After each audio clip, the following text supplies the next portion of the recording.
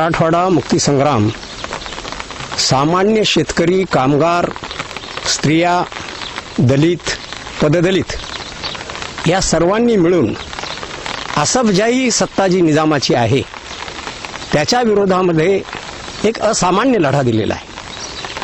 हा असामान्य लढा देत असताना कासिम रजवी यांच्या नेतृत्वाखाली रझाकार, निजामाची मिलिटरी आणि पोलीस या सर्वांनी जो हैदोस घातला, त्या हैदोसामुळं या मराठवाड्यातील जनता अत्यंत त्रस्त झालेली होती.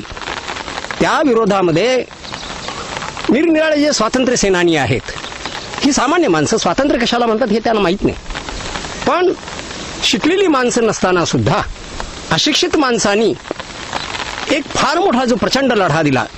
सीमावर्ती कॅम्प स्थापन केले. कैलासवासी दीपाजी पाटील यांनी शेंबाबिप्री इथं या ठिकाणी कॅम्प स्थापन केला.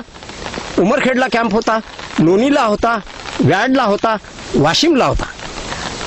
या लढायामध्ये अनेक स्त्रियांच्यावर बलात्कार झालेले आहेत, अनेक तरुण मारले गेलेले आहेत आणि विशेष म्हणजे मराठवाड्याचं इस्लामीकरण करण्याचा प्रयत्न हा त्या काळामध्ये झालेला होता.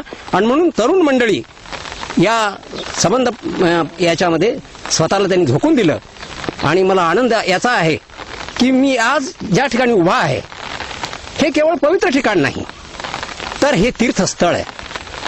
35 हुतात्मे या ठिकाणी झालेले आहेत. सर्वच जण काही कॅम्प स्थापन करू शकत नाहीत, पण चोहो बाजूनं डोंगर असताना आपलं स्वातंत्र्य टिकून ठेवण्याचं एक फार मोठं जे आप्पासाहेब नाईक यांनी जे काम केलेलं आहे याला इतिहासामध्ये तोड नाही.